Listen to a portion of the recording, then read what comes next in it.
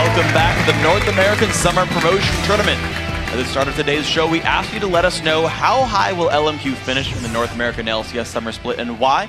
And here's what you guys have been saying over at Twitter. At 9 Young Typhoon says, I think they'll start out not so hot, then by the end they'll adapt to the high level of play. I say they'll finish 5th. That's not too high. Yeah? Well, if you start not too low. hot either. All right. At iTunes says, as long as they continue to work hard and stay humble and hungry, I expect an easy top 3 finish, maybe top 2. Easy. Whoa. Those are big words. They got into the LCS pretty easily, though, so maybe you can back it up. CLG's going to drop to 4th, man. They had that 3rd place finish for once. Maybe we'll see. You don't know who the new top laner is, though. That's true. What if it's MacNoon? Who knows? At D. Sommerin says, LMQ is going to end up beating everybody. Vasily is so broken, he'll be out-rotating all skill shots. He had some pretty good dance moves there on Twitch of all champions. Yeah. So I'm definitely sold on the jukes from Vasily. Worked out pretty well. Guys, thank you so much for all the responses, and keep them coming. Tweet us at LOL Esports and use the hashtag LCS. But now let's jump into our 4th game between Cloud9 Tempest and Evil Geniuses. EG are 1 win away from locking up their spot in the North American LCS. And in that last game, they were really showing improvements in their team coordination. And I gotta say, Pobelter, right there, the Nidalee, played exceptionally well. Oh, there's no doubt that the Nidalee in the middle lane was definitely a big in this game. Even though it's only 1-0-4, the damage that he did to champions is all that you need to win the game. They got so many objectives off of the poke, and he was always able to escape, too. He never got caught and locked down. Evelynn coming in with only the slow, then maybe a knock-up, he still is able to get out alive. And all the rotations they made to like push up and then okay, Dragon's up and they leave in time to grab it before anyone can contest. All right, I got to stop right here just because everybody's saying rotation so much. People are just killing the word. A rotation, you have to have a point that you're rotating about. So if you go from a lane and you go back to Dragon, that's a straight line. That's called a translation. It's not a rotation. A translation? You're just moving somewhere. Heck, if you move from one side of the map to the other side of the map, you can even call it a migration. I don't care, but it's not a rotation.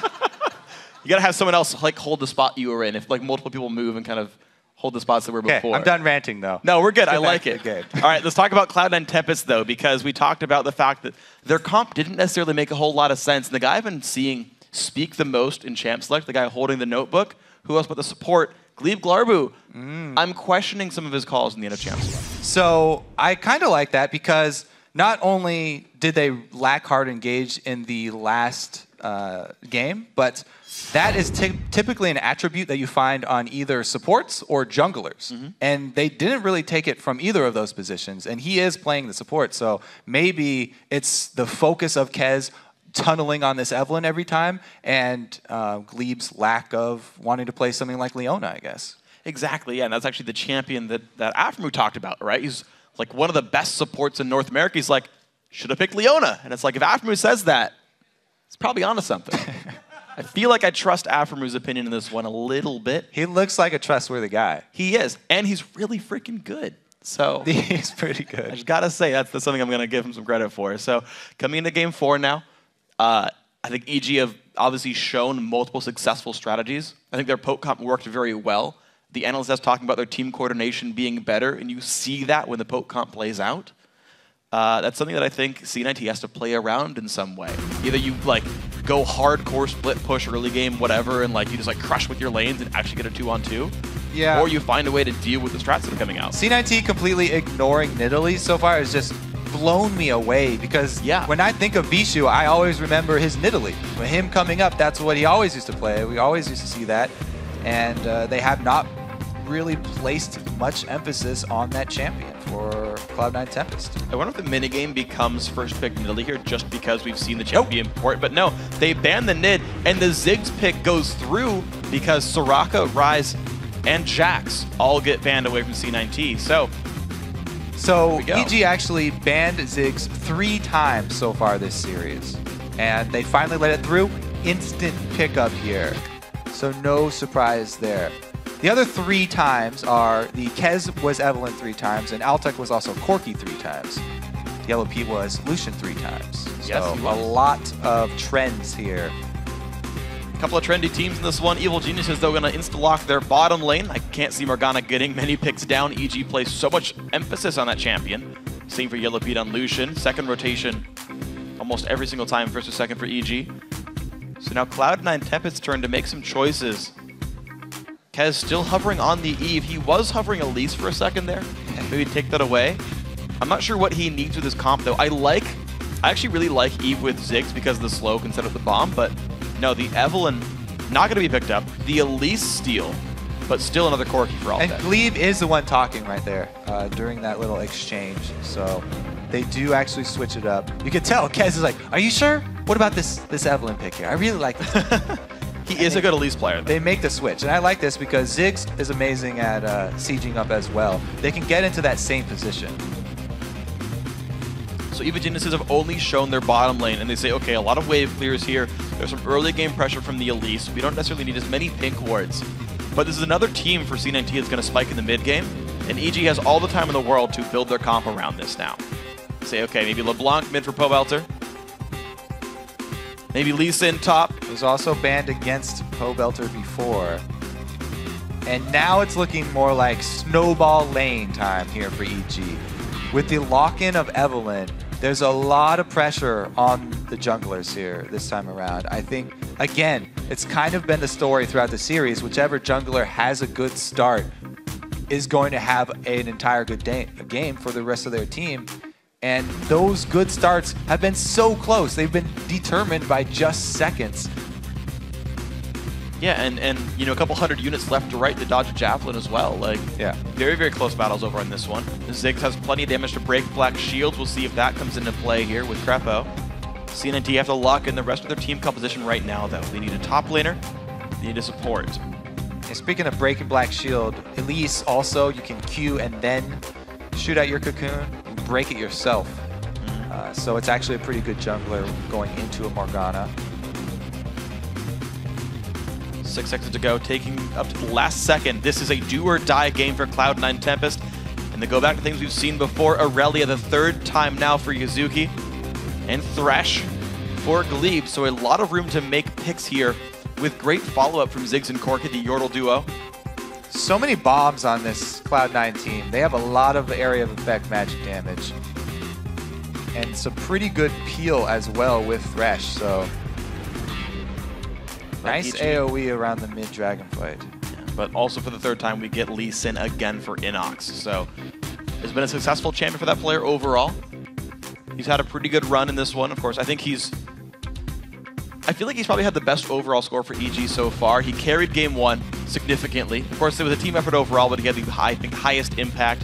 Was the heavy farm, low death, giant split pusher, big damage threat that shut down Yazuki in game 3 on his Lee Sin. Yeah.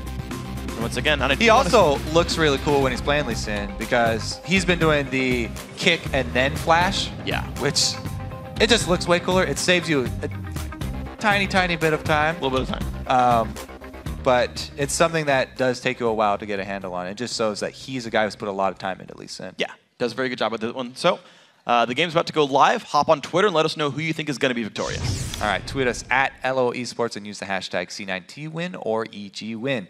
And we'll be checking in on where the vote stands throughout the game. And game 3 actually started out with like a 50-50 vote.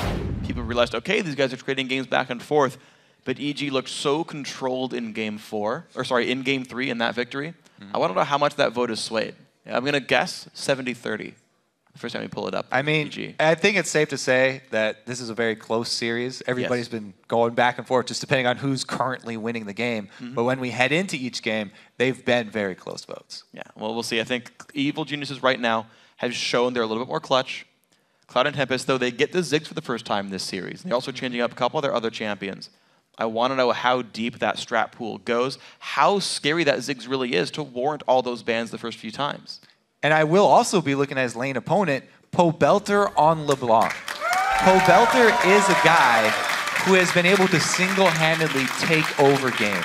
If he can get the first couple kills with Leblanc, he will be able to roam around and extend that sphere of influence throughout the entire map. That will open up the jungle for counter jungling. It will open up the side lanes to playing more aggressive. It's it's really been the story for EG so many times in the LCS. If Pobelter gets a good start, then they have a strong game. Ooh, EG have now set up a new plan. They're so used to C9T invading bottom side. So we finally get to see that, where you're defending one of the buffs instead of both teams invading opposite ones. The only thing is, so many teams pull this strategy where you hide in this upper cliff that every team has become accustomed to checking that cliff. And C9T do have Corki, so I would expect Altec to throw a phosphorus bomb over that wall before they actually walk into it. Now, the question is, will EG react to that, and will they still land a binding?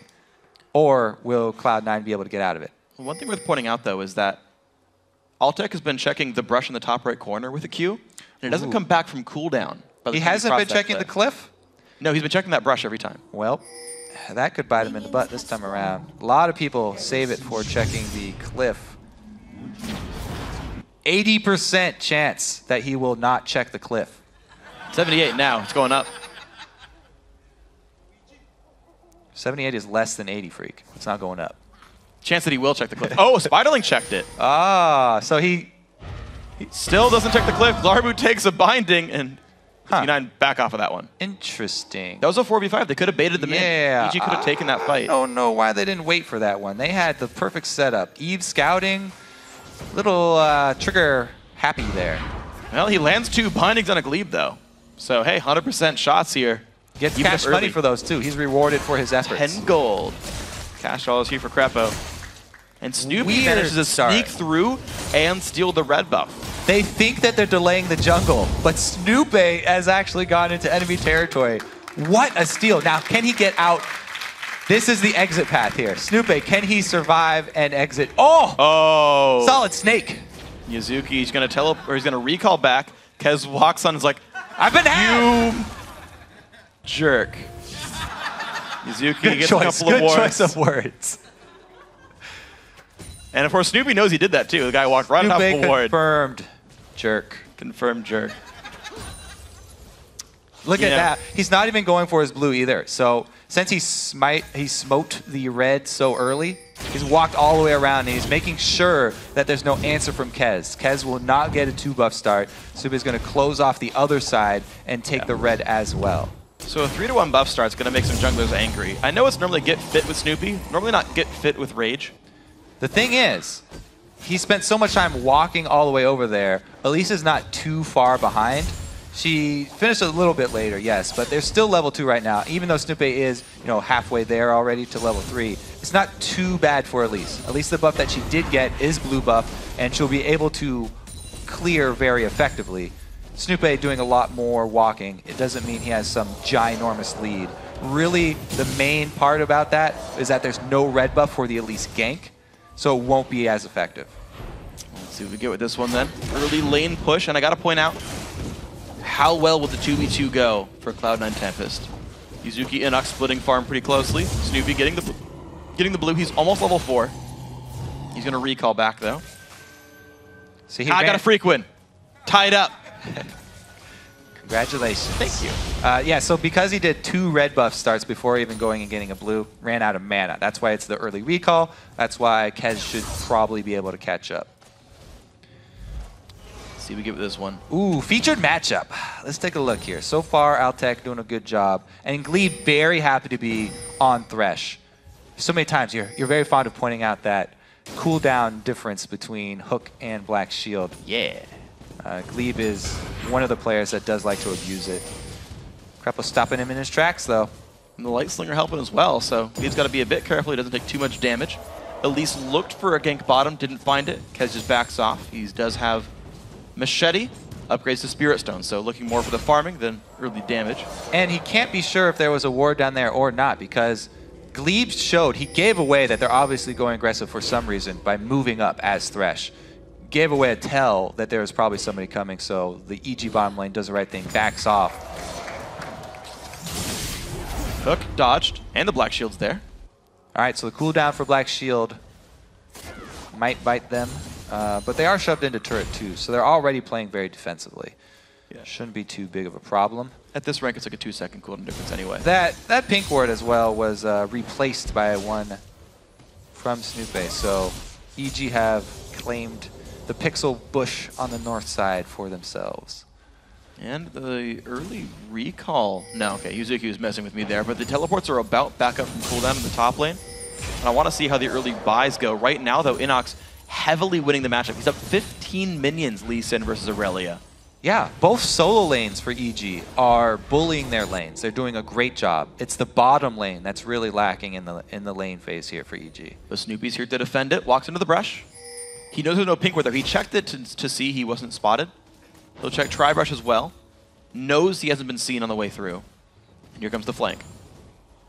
Let's see if they can actually pull something off. This all depends on the binding. If he doesn't land the binding, then it's just damage from Eve. He does get it. Binding lands on a Gleeb. Big damage there. He does have flash still. Burns the summoner heal, does not land a hook though. Looks like C9T get away, but they lose one summoner for it. Potion burn Kez in the wings. But they won't find anything.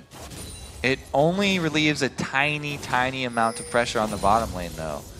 All it's really going to do is force Gleeb to play further back, because Altec is still 100% safe. Not only does he have a lantern, but he also has the longest range dash with the Valkyrie. Gleeb again, though, getting hit. Krepo's on point. Krepo's hit like 4 or 5 bindings now onto Gleeb, though. His Morgana is super on point. Gleeb, unfortunately, not dodging. That's not a good thing. He's out of potions now, so the health bar is going to stay low. And he only has 1 charge of Relic Shield per minute, so the health return is not going to be very high either. The pink ward, it's changed hands twice now. Bischu going to reclaim the territory. Both teams know that there are pink wards in here at all times, though, so it's not going to afford them that much benefit. Snoopeh should be working around that pink ward if he's going for a gank. Otherwise, he can know that he can easily clear it out. Well, 2 early recalls from Bischu, though. There we go. That took like 4 seconds. It's the pink ward graveyard bush now. It's no longer the pixel bush. Ooh, no tether lands, and the jump back from Pobelter. Just getting some damage down, but not losing really anything for it. Bischu playing far back and just wave clearing for now. Yeah, it has a lot to do with an Evelynn jungle. Whenever you have an Eve jungle, it helps your solo lanes because the opponents have to play more defensively, especially when it's someone like Leblanc who has kill potential on you. So that's really another reason why EG solo lanes are doing so well. Yeah, it's absolutely great for them. EG have a 200 gold lead just from the laning phase. No kills, no turrets, no dragons, but 200 gold all the same. So you got to commend Evil Geniuses for that early laning phase. You look at the recalls for the AD carries, and you see BF Sword, Longsword versus just BF Sword. So right now that bottom lane advantage is cashed in as +10 attack damage. And once again, it's Sightstone completed for Gleeb. Tier 2 GP10 for Krepo. He bought wards on his own. He could have bought Sightstone if he wanted to, but would rather have more harass. So I want to see how this lane pans out with Krepo having more damage output. It doesn't seem like he's been that aggressive with the harass either. They've been getting shoved in. The only time he's really getting these bindings are when Gleeb is moving up. He's walking forward in the lane and trying to gain ground for a gank or trying to gain positioning for a hook. Well, this could be rough for Bischu. Pobelter goes in. The nice little knockup into turret range, though, but Bischu will get rooted up. Fires a Q back, does get some damage down. Blue buff is on Bischu, not the case yet for Pobelter, who's a bit low on mana, but Bischu's out of potions. And Kez heading down was seen by not only this ward, but also the mid ward. So they've been tracking him this entire time. Another binding lands from Krepo, this time on Altec, so there's no follow-up damage, even though Gleeb does get in. A bit of a risky play from Kez. Goes into the enemy blue buff to put a ward down. Gets spotted on the same way out, though. Kez wants to control this. Gleeb is there for the rotation as well. 6 and 5 for these two. Pobelter knows people are around. Gets some nice... Ooh, the satchel.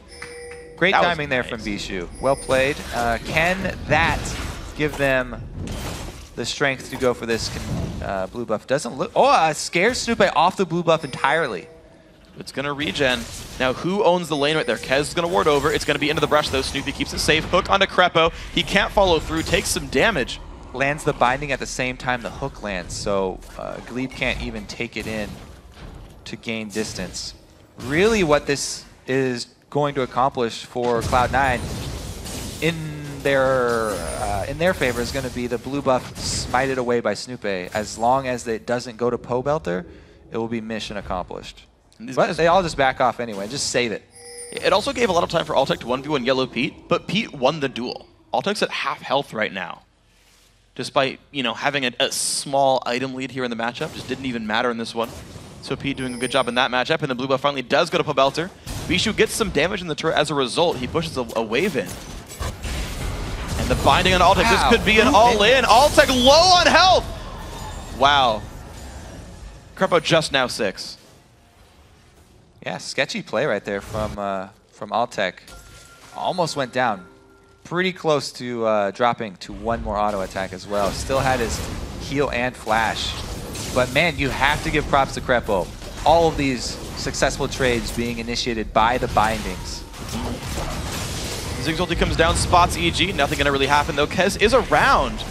He did steal a Baron in game 1. Morgana ulti popped there. Kez forced away. Krepo stuns him up. That's going to be spited away. Snoopeh gets the dragon. And Evil Genius is 1,400 gold up. That is not all the dragon. And that dragon, again, it was because of Krepo landing the binding and getting that favorable trade on Altec, them forcing him out of lane. Only reason that EG could force that dragon. Another all-in attempt right there. Pobelter does not land the chain. Bischu gets away. Innox has a Tiamat. And he's maxing E, by the way, 2 points in Q. So a high damage build here to try to push around the Irelia. Only 1 point in Safeguard and Iron Will.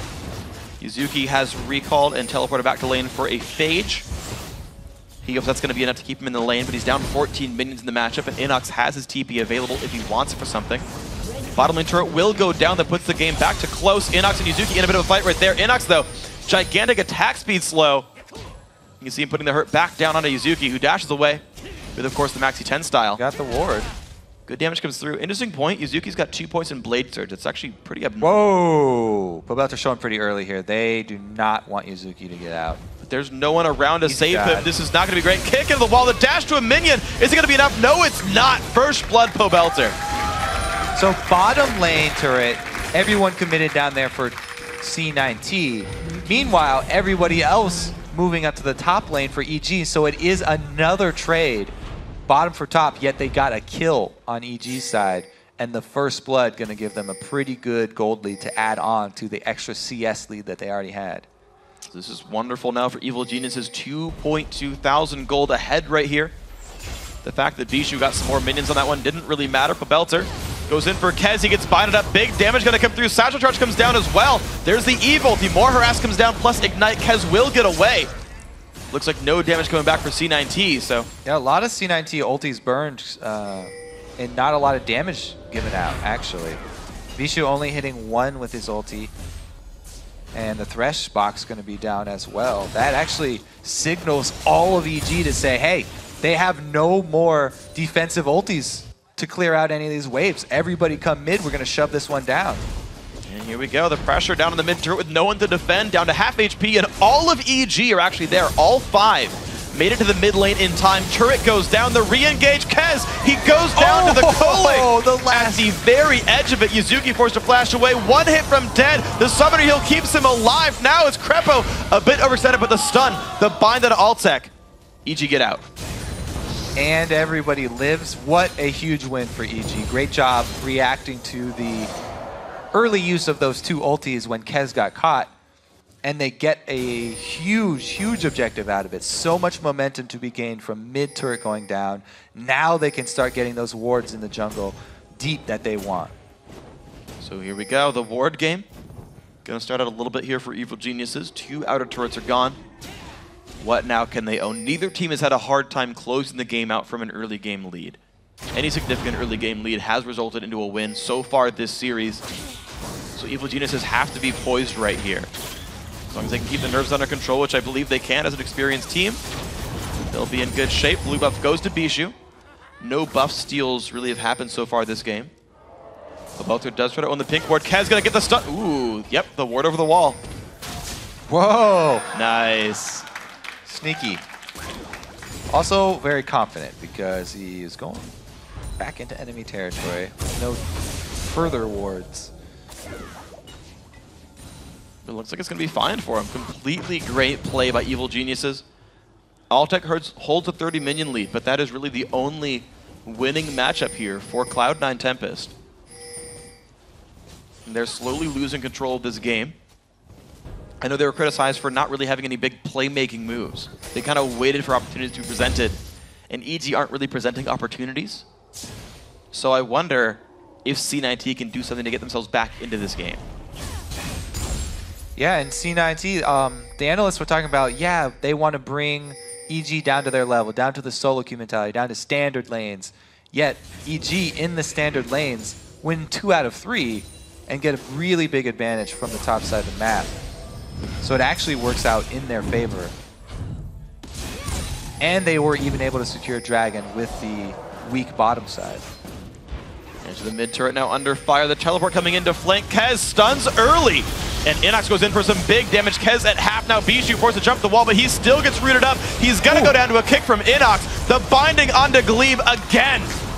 Krepo gets the kill secure for that one. Kez in a bad spot trying to fight Innox. He's going to go down as well. The solo kill makes it 5-0 Evil Geniuses. Pobelter and Innox are very confident in their assassin play right now. Both going heavy damage dealers, both having good starts. And oh, another catch! And Yazuki goes down as well. Altec can't save the team. More picks. The bindings for Krepo, I wonder why they even banned the champion, because Krepo's Morgana is great. Well, we see why Cloud9 were banning against EG in their games, so. They were? I believe they were. Okay. So this is, yeah, that mistime cocoon cost him about half his life. And then the jump onto onto Bischu by Pobelter. Able to clean this one up very easily. Both of the solo laners really making good early moves. All right, Cloud and Tempest, your LCS lives now right in front of you. This is the game you must win to pull it back to Game 5. Evil Geniuses, 6,000 gold. Looks like they will relinquish the Dragon. Let that go C9T's way, but Evil Geniuses happy to play reserved, a little bit smart with this one. 5,000 gold puts them ahead. They can give away small leads as long as they make the right choices here. Yazuki forced back. Pobelter's very scary. Gonna be adding Deathfire Grasp in pretty soon, is my guess. We're gonna see now the standard bookkeeping right now done by EG. Innox in the top lane, killing away minions, making sure the wave is ready for a push if they want it. EG send 3 to 4 mid lane. They'll be ready to rotate near the blue buff if they want to. That will be coming up fairly soon, I think. Bischu's blue buff is gone, meaning that will be soon. So you talked about early leads translating into convincing victories for both teams throughout this match. It's now EG's turn to actually finish it out. There's some damage on the Yazuki. Nope, not gonna go for much more here. Binding, almost. Lantern in, hook, not gonna go for Krepo. Did make a black shield himself, but not a big deal. Evil Geniuses start the top lane siege. Bischu goes mid lane to wave clear, but EG don't care about that one too much. Yellowpete will hold it, keep it pressured. He knows he's under no risk. All right, you're right, by the way. Yeah. They were the ones banning Morgana. And because they know the power of her. Yeah. Krepo knows if you land all the bindings, you get a huge advantage. Even when they were losing that bottom lane, they did not die in the lane. So they were able to wait it out for the rest of the team to really come down and swing it around for them. And now, Pete's got 2 kills. He's getting solo tower kills. Got the local gold there. So he's caught right back up to Altec. And EG are looking very, very strong. As you can see, the viewers agree. Do agree. Smart people watch LCS, I gotta say. Yeah, 0-6. Yep. And they're winning the league. They're winning the game. They might get their way back into the LCS with this one. Yellowpete is just going to keep doing some wave from the bottom side, get some solo farm. Takes his time with this one, and not using too much mana to clear, but making sure he's getting his golden experience. Trinity Force will be done fairly soon for him. Kez and Bischu will manage to claim the blue buff. So for all of EG's sieging and map control, they're still not wresting control of buffs just yet. They're just getting pressure on turrets and taking dragons. So not pushing in hyper aggressive just yet. So it's really a pick-heavy team for EG. It's pretty hard for them actually to siege up very well. It's all about split pushing, trying to ward deep and catch somebody off. Once they catch somebody, then they can take the objectives very easily. But as of right now, they don't have a good means of finishing out the game. So even though they got this huge lead, we'll probably see, again, the same style for them. cutting off all of the supply lines for Cloud9 and trying to increase their lead through all of the objectives on the map, not trying to crack in through those inhibitor turrets until they get around 30 minutes. Okay, let's see what these guys can find then. 10 minutes to go till that heavy siege begins. Yellowpete just holding the waves up. Ward's actually not that deep right now for EG. They've got a couple in the river, one slightly past the mid lane turret, one across the dragon wall. But otherwise, Cloud and Tempest do own vision over their own jungle. EG send 2 guys down to the bottom lane. Pink Ward actually spots out a defensive ward, so more vision owned by Evil Geniuses. The bottom lane now is theirs. Yeah, I mean, even though it is 0 to 6, not only do EG have a pick-heavy comp, but they also are fighting a Ziggs. Very, very hard to get any sort of momentum pushing against the Ziggs. And he's not that far behind. Even though he got killed, still leading in CS. He's got plenty of wave clear, needlessly large rod coming in.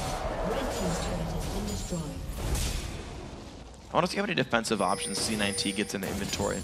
Because they've got to be worried about getting picked and whatnot. Like Face of the Mountain, Locket of the Iron Solari. Like these are things that would really help C9T survive. And the Kills Crucible as well. But Gleeb's not having, there's not a ton of gold. There's only 2 turrets going down, no dragons. That misses, which means C9T. They didn't get found. They go in, play on a Yellowpete, but he gets over the wall in time, but the chase is on anyway. Altec flashes in, heals burn, but the stun might be enough. Yellowpete, 1 hit from dead, kill comes in for Snoopeh, and here comes the double teleports. Gleebglarbu stuck in a 1 versus 3.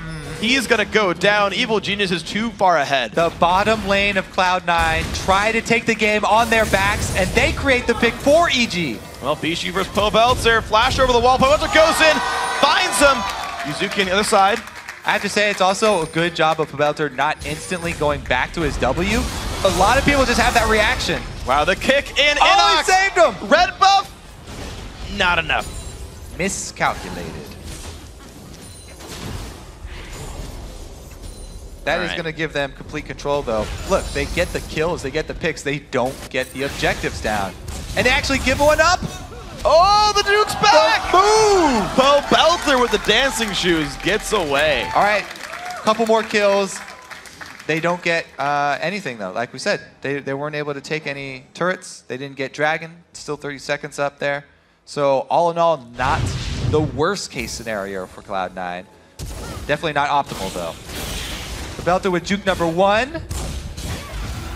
Follow from Kez, pretty good. As he was attacking, he was in the motion. 3 of his legs were extended to attack. Yep. But Pobelter comes out ahead. Very nicely played. C9T, I feel like they're just continually dropping advantages here. Okay, the mid laner, the AD carry, they're getting some farm back. The wave clear is good, so they're getting minions here. But Yazuki's Irelia, unfortunately, it was great in game 2, but I have not seen it impress yet. Innox has won the matchup every time since then. And He jukes? Yeah. Actually, sorry, it was his Rise that was good in game 2. I haven't actually seen his Irelia really do much, unfortunately.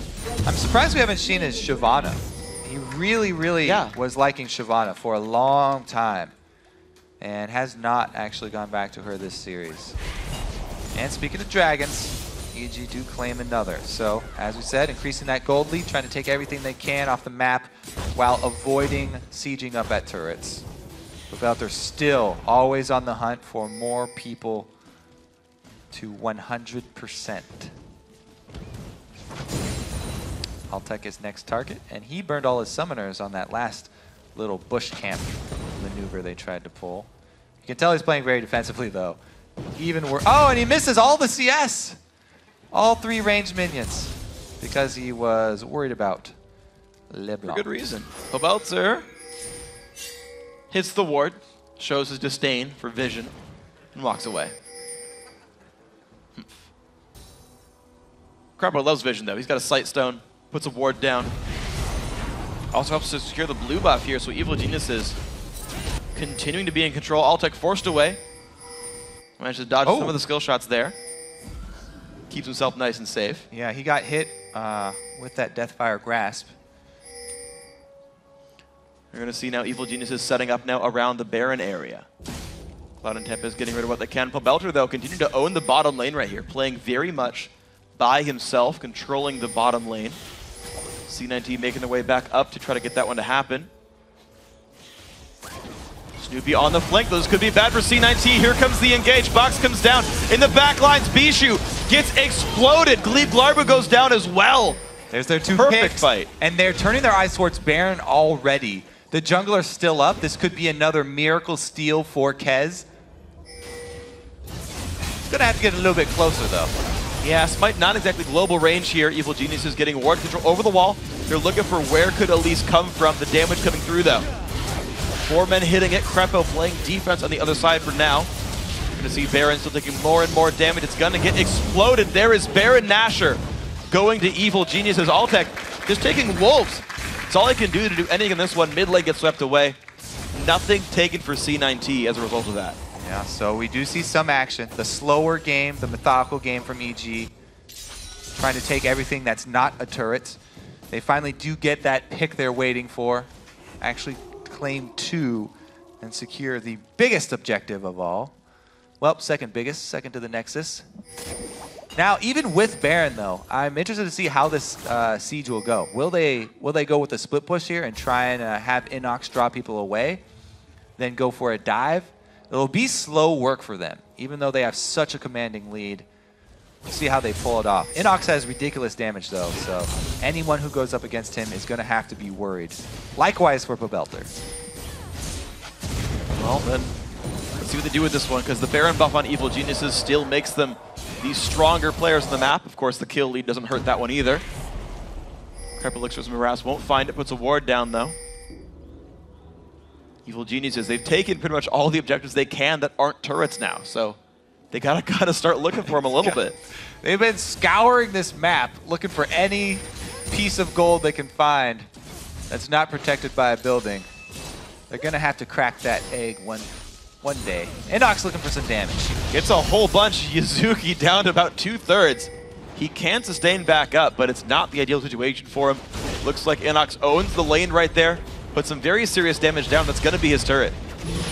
Yep, as you said, him going full damage puts out a lot. Anybody going up against him going to have to worry. They finally take down one turret. This should probably be a secondary one over here, though, too. Ziggs going to have something to say about it. Well, there's the wave clear, but the turret goes down anyway. EG have to wait 30 seconds for the next one, but they're a patient team. They're not going to mind that too much. Some pink wards come down. Innox tries to take over the top lane. Yazuki certainly can't really fight back. That turret's down to 2/3 right now. So both sides of the split push are gaining ground for Evil Geniuses. The money and the Baron buff are just too much to overcome. Always got to keep your eyes out for those bindings as well. Anytime one of those lands from Krepo, EG jump on it. Well, we'll see where they hop to next. Innox got that top turret at half health too. Pobelter hits. Yep. That's the right play. You jump over the wall, hit the turret twice, or the ward twice, hop back out. Oh! The flash kick! Yazuki has to flash the wall. He will stay safe, but that was a nice move by Innox. Another nice kick flash, Innox, and they also gain some damage down bottom. This should be top inhibitor exposed now. Just what they needed.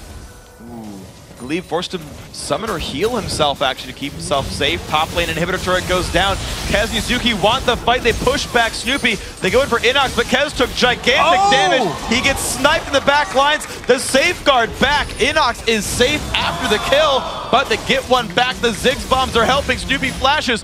Hexdrinker's on. Yazuki does not chase that one. So they call off the chase, but they lost only one inhibitor. Another snipe from Pobelter. They only lost one inhibitor, but 2 inhibitor turrets gone down. Now we do not have to play that waiting game anymore. There's so many options for EG. They have successfully accomplished their split push. And Snoopeh will take away the mid lane wave, and heck, Dragon's up in 10 seconds. So Evil Genius is completely in control right now. They'll take the recall, they get the health back up. No rush there. Let's watch that fight again, though. All right, so they started off on Innox. He's focused on the turret, so that's why they feel comfortable just going straight into his space. And then his Hydra damage actually doing a lot of work on both of them. The Q is still there. As anyone playing against Lee Sin, you never want to flash when the Q is still on you. And Innox does take the ride, gets the kill. So they answer 1 for 1. And of course, Bischu going to the top lane, making that a 3 versus 4 in the bottom. Means Pobelter has no one to stop him.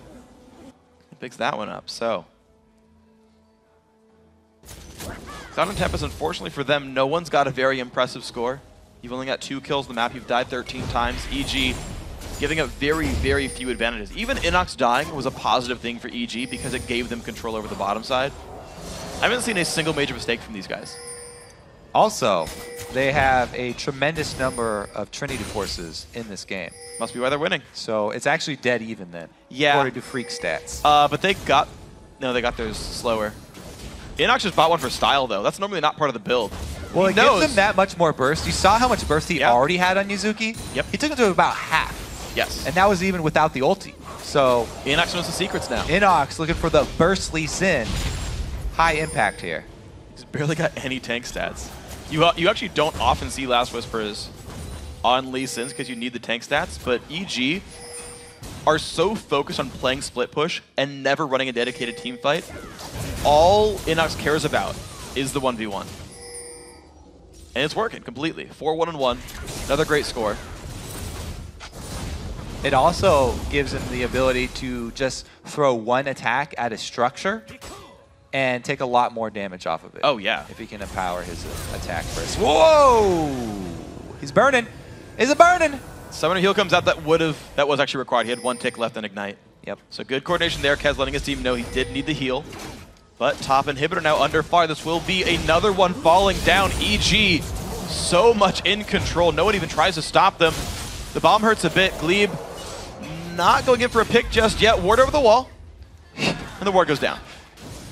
EG can taste the next split of LCS right now. They are so close. One more inhibitor turret to go. And that's all that stands between them and the Nexus that will guarantee their jobs for one more split. Here we go. Mid lane about to be under fire. Hook not going to land. Pobelter goes in. Big damage on a Glebe down to half HP. They disengage once again. Evil geniuses.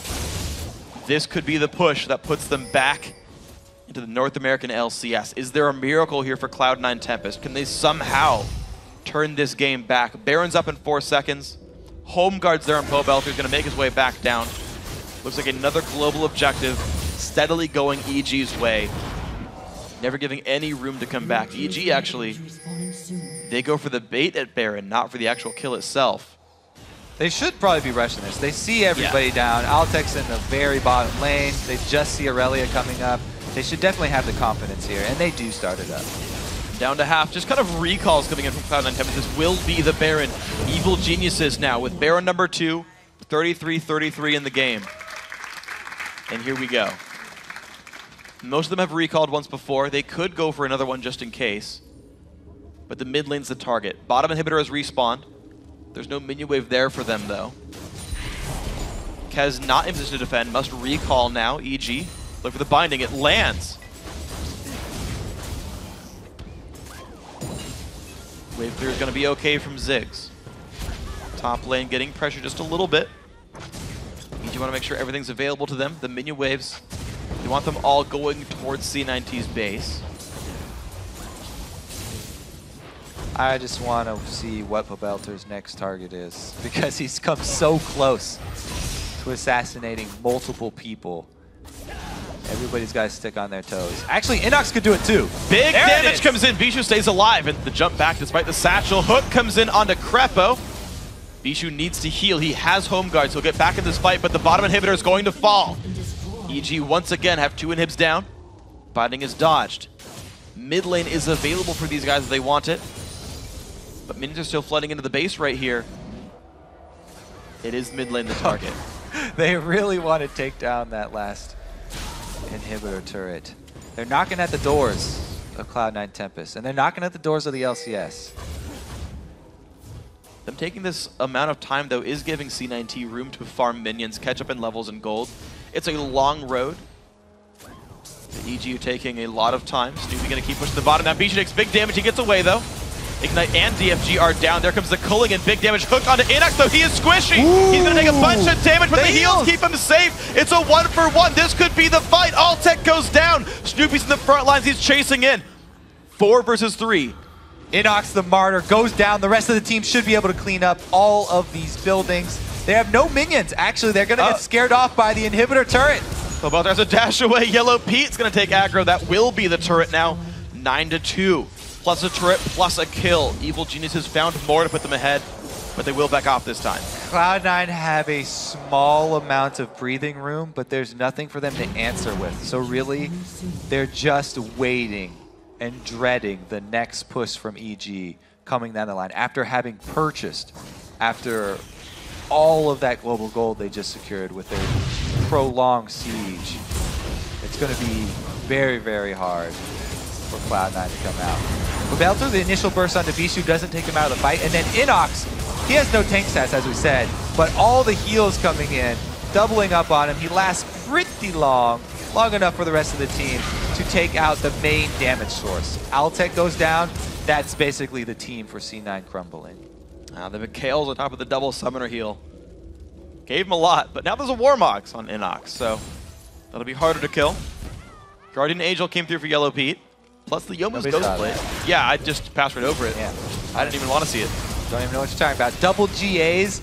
All right, this last fight is going to go. Yeah, I don't see EG losing that fight. There's almost no way. But man, he has to find a way to do it anyway. 18,000 gold down. Look at the faces on the Cloud9 members. They're not giving up. They're still talking. There's still communication. Fighting till the bitter end. Well, top inhibs respawn. Mid inhib is opened though.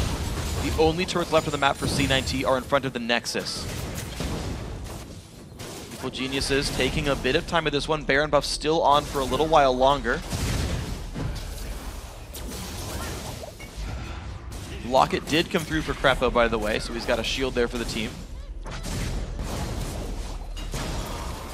There we go, inhibitor down to half HP. Binding comes through. There's the engage from Snoopeh. Gets locked up a little bit. The dive in from Innox. Pobelter deletes one from the map. Gleebglarbu is gone. And the fight continues now. Kez forced to run away from this one. Yazuki now stunned up. The dive in. Innox gets a knocker for that one. And it's a 1-for-0 plus the inhib falling. Top inhib also going to fall right away. And now EG with the super minions. This is the game for them. This will be the 3-1 victory unless C9T can stop them. They're coming out strong. They want to desperately defend their Nexus turrets, but the inhibitor comes up and goes down. There it is. Now will they stay? 17 seconds of 5 versus 4. No more Baron buff. They've still got 2 GAs. They've got very few ultimates available. Evil Geniuses make sure that's all gone. Bottom inhib's respawning soon. Gonna make sure it's all gone. Wait for the respawn. Again, if it's not a turret, they will take the objective before taking a turret. Working on the demolition score. Cloud9, they have to make something desperate happen here.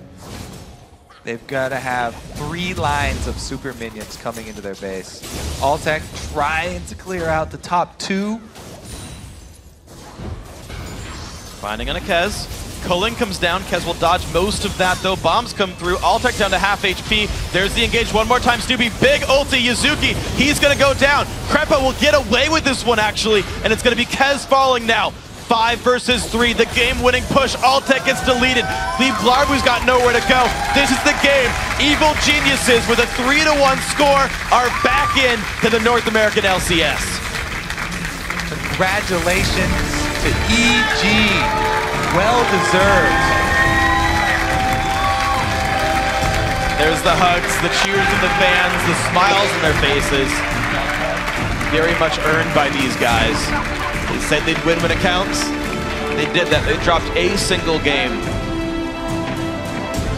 They said their eyes were towards Worlds. Can they step up in the summer split? Can they make that top 3, top 2 push? I feel like they've lowered their gaze. They've lowered the bar. But you never know. They can make that push.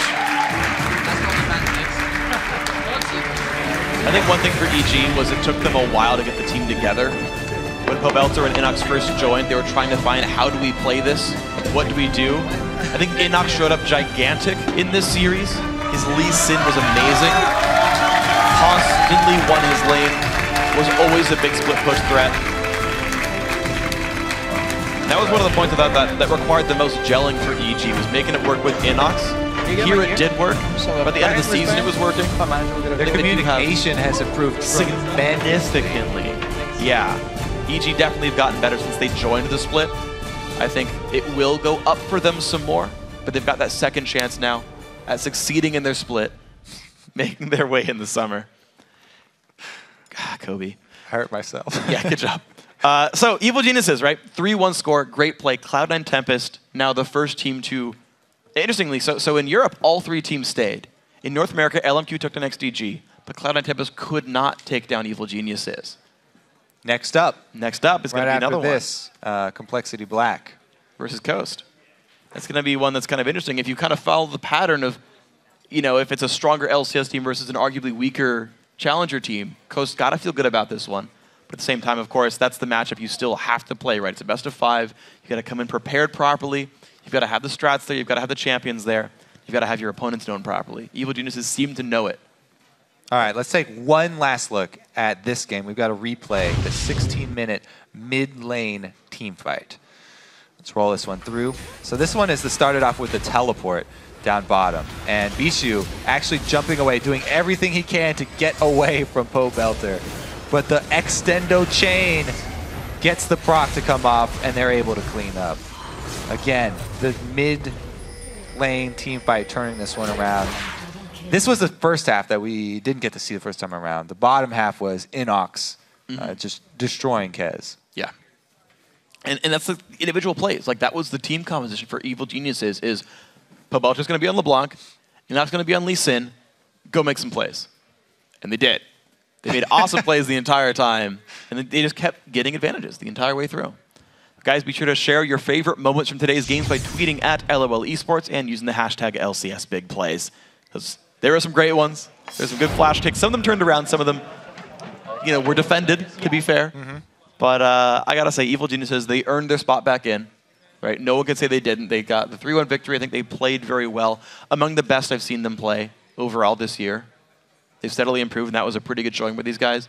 I think they looked better as a team than they did when they 3-0'd Complexity Black. Months ago at the beginning for the spring split. So if the upward trend keeps going, who knows? And, well, they kind of reverted to what their strengths were coming into the season. When they got their first 3-0 in the promotion series, they kept on talking about how their solo laners were doing such a great job in these scrims, carrying them all the time. They gave them the tools that they needed, and both solo laners performed and were able to carry it. So excellent job by Evil Geniuses. We're going to send it now over to Jat, who's joined by 2 members of victorious Evil Geniuses. Thanks, Freak. I am joined by Pobelter and Krepo, of course. You guys, second promotion tournament, domination, really. Why are you so good in promotion tournaments? Because we're so bad in LCS and we play amateur teams. I don't know. I think you could feel that this series lacked a lot of what top-tier teams bring to the table. Okay. A lot of hesitation. People were really scared. I mean, once you start playing for your job or potential to get a job, people play really passive, and then that has kind of played into why these games went on so long and so secure in one ways, and why these games are so one-sided in the end of it. But I feel we did all right. Best we could do in recent development, certainly looking at scrims, but could have technically been a lot better. Well, you still won 3-1, Pobelter. That was last game on LeBlanc. How did your matchup really go with Bischu? Were you noticing what Krepo said there with a little bit more passive play than you're used to seeing from him? Yeah, I feel like this entire series he was just afraid of kind of messing up and losing an advantage for his team. So in the beginning of the game, I was able to freeze my lane up to my turret early on, so he was never able to get close to me. Like, he was last hitting when I couldn't even see him just with the bouncing bombs. So I was able to get a bit of a CS lead and control the lane. Yeah, and the new LeBlanc play was obviously good. I want to talk about the series as a whole, though, because it was 3-1. After you guys lost that second game, you guys had a pretty negative just looks on your faces. How did you bounce back for games 3 and 4, or was it just the camera playing tricks on us? See, I think that was just the camera playing tricks, as you say. We knew already what we did wrong. I mean, we tried to go for a dive with no vision to back us up, and they caught us, and then we made a couple of misplays. People missed their skill shots or whatever, and then, yeah, it's done. It's quite obvious that we know what we did wrong. So we were just talking okay, this game's lost. What do we do next game? stay calm. Because, I mean, we've been in these series before. It doesn't matter if you lose a game now and then, as long as you win the 3 in the end. And, you know, if you get them once, they're going to tilt way harder. I think you could see that towards the end of the games. They were just struggling to stay together, and we just knew, like, if we stay calm, next game we can fix our problems. We won't give him Rise again. We won't give him stuff that can scale into late game for free, and then we just stay calm. Yeah, and staying calm is something you guys have always been able to do for a while. But Pobelter, this was your second time around in the promotion tournament. Obviously more experience than Cloud9 Tempest. What was the difference in your calmness from the first promotion tournament to this one? I think I was a lot calmer this time around because I've already been through the pressure. You know, usually I get really sweaty hands when I'm playing at high stakes, but this time my hands were not sweaty yet. Yeah, well, that's good that you didn't have sweaty hands, sir. What about Innox? He talked to me beforehand. He said he was losing his voice if this one went too long. Is his voice now gone? He played a hell of a series. Yeah, Tyson got hit by allergies like a week and a half ago, and he lost his voice. And it was all funny because he walked around the house and nobody could hear him. Yeah. But at the same time, it got worse and it never got fixed. So we were panicking. Are we going to play a top laner without his voice? So we started using like typing in scrims and pings. But basically we put him on a 4-1 split push the entire game, the entire series pretty much. And then he just had to call for help if he needed to. And he played really well. So Lucian was really good, barring that one kick where he got me killed in mid lane, I think the third game. But I'll take that one for the team. No worries. Yeah. I mean, at least you didn't get Yazuki afterwards. But you won the game. That was the important thing. And We're you're back in the LCS too. How do you avoid falling to the promotion tournament again? Because it's nice to be able to win in the promotion tournament, but how do you avoid them entirely? Look at what went wrong this split and see what changes need to be made, and then make those changes. Do you have any ideas what's been going wrong this split that you've maybe even worked on in the couple weeks heading up to this? I think the answer is pretty simple. I mean, we just have to improve and get better than the other teams. There's always going to be some team that will be sent to relegations, and we just have to do our best to not be that team. On the upside, Pobelter's almost out of high school, so hey, we can get that sweet duo Q jungler going. Because Snoopeh's sleep schedule is that of a healthy pro gamer. Pobelter is in school when we were playing solo queue during the morning. Then he joins for scrims, and then like our jungler is going to bed at like 10 or 11, and then Pobelter starts playing at night. So there's very few opportunities where we can duo with Pob outside of scrims. So that will improve, and then you can play more solo queue and just keep winning those mid lanes. Are you going to be moving into the EG house once school is finished? I think that's the current plan, yes. We have a closet prepared for him. How kind of you. But really, LMQ is now the first official new team on the block. How do you see them doing since you guys have made it back in? Pobelter? We scrimmed them a lot leading up to this, and they were really good. Like, the best part about their team is their individual skills, so I think that's something really fresh to bring to the LCS because right now the NALCS is more about team play and rotating rather than individual making plays, so maybe that'll be a catalyst for all the other teams to kind of step up in terms of individual mechanics. Krepo, maybe a final question for you. Maybe a sneak analyst desk right now. Looking forward to our next game, which is Complexity Black versus Team Coast. You've played a lot against Coast. Maybe don't know too much about Complexity Black because you've been so focused, but how do you see that matchup playing out? I like what Complexity Black does sometimes, but I just don't think it'll be enough against Coast. We scrimmed them, and they looked really solid. They looked really prepared. They had like various strategies ready. Like they didn't do the same thing all over and over again. So Coast looks ready. Complexity Black could curveball them, but I'm still probably giving it to Coast. All right, thank you very much, Krepo. Do you have a quick prediction for us, Pobelter? I think Coast will take it 3-0, actually. We scrimmed both of them leading up to it, and Coast looked like the far significantly more stronger team. Wow. Well, again, congratulations making it back in the LCS. We'll be seeing a lot more of you guys in the next split, but we have to take a quick break while we pull a broadcast lane swap. When we come back, we'll kick off our next best-of-5 series, Team Coast versus Complexity Black, for the last spot in the NALCS. Stay tuned.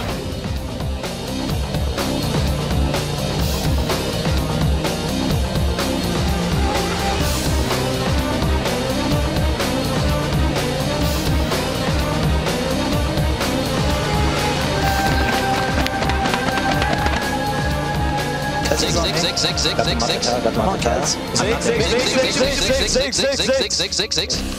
Nice. I'm not Thresh. I'm there in 10 seconds. I got him.